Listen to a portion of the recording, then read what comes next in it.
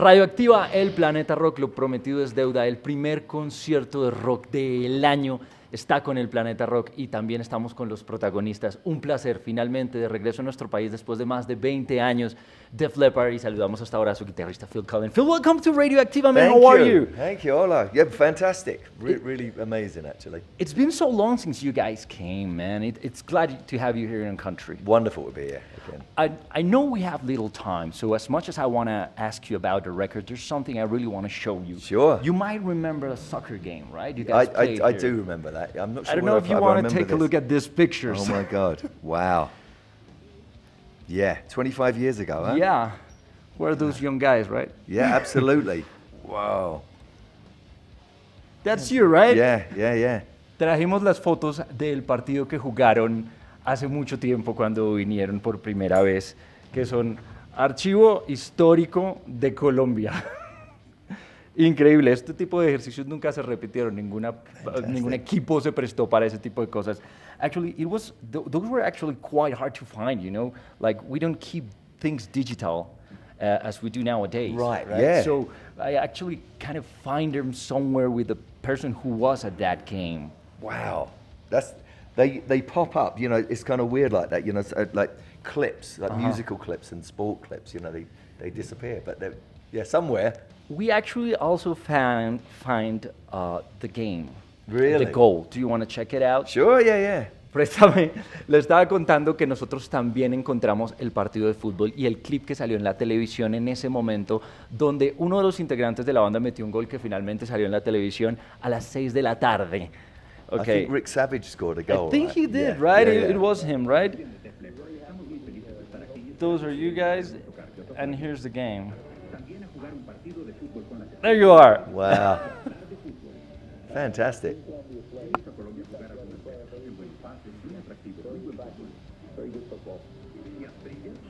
And the goal, which was actually a pretty good goal. There you go. Oh, there you go. Yeah. Good memories, right? Absolutely. I don't think we'd be playing this time. But yeah. Oh man, sadly. I know. But you do lots of workout. You could probably beat us in football. I don't know. And it's you have to practice. Me and Vivian used to practice dribbling the ball. We haven't done that for years. But you've got to. You know, backstage, we'd just be kicking the ball around. Yeah, you guys are big into football, right? Yeah. Well, I was just going to say, I think the World Cup final, Argentina and France, was the best World Cup game I've ever seen. Okay, well, let's talk about the tour. How is it going, touring with Motley Crue after so long? It's great. We've known them for years. I've known all of them since the 80s, early 80s. And we played with them first time in 83.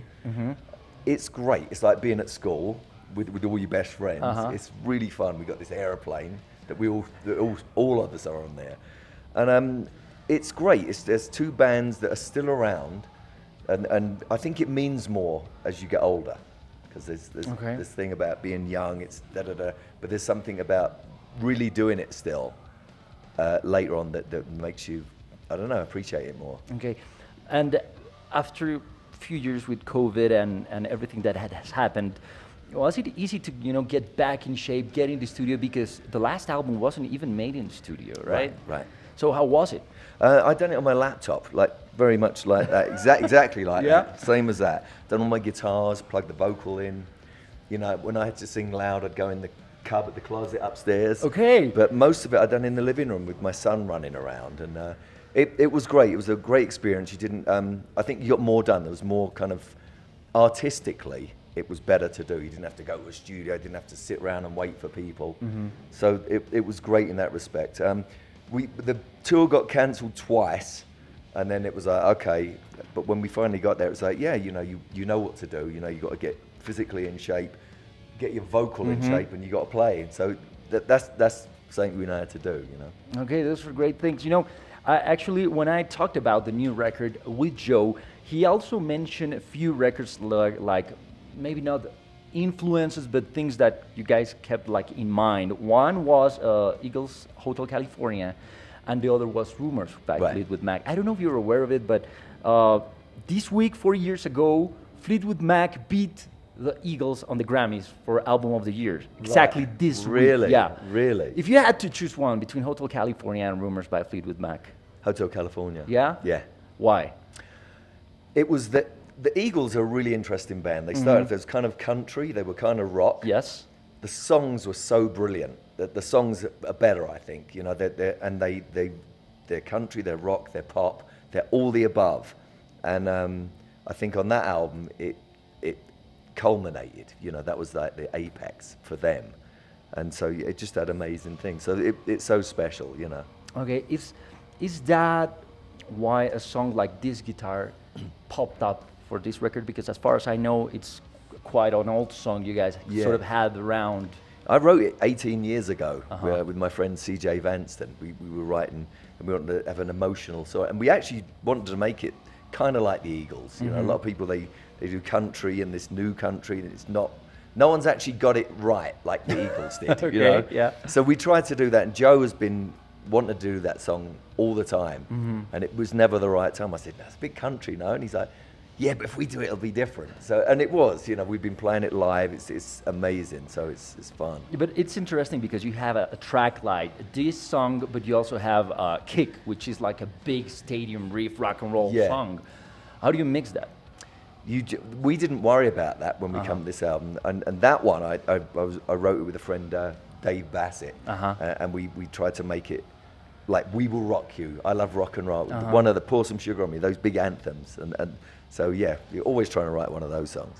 I also found very interesting the way like the album is tracked, like how the order of the songs, right? And I wanted to know if there's a reason why the last track is From Here to Eternity. You know, it sounds like such a great name for the ending of an album. Yeah.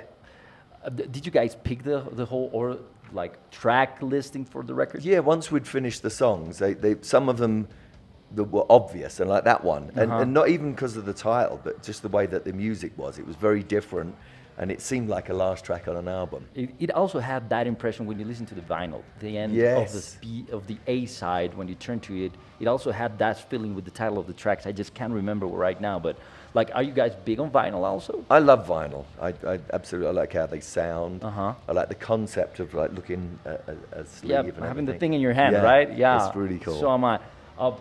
So much to talk about, so little time. I just wanted to thank you guys for coming back, and of course for all the rock and roll, man. Thank you very much. Oh, thank you so much. Really looking forward to it. So thank you.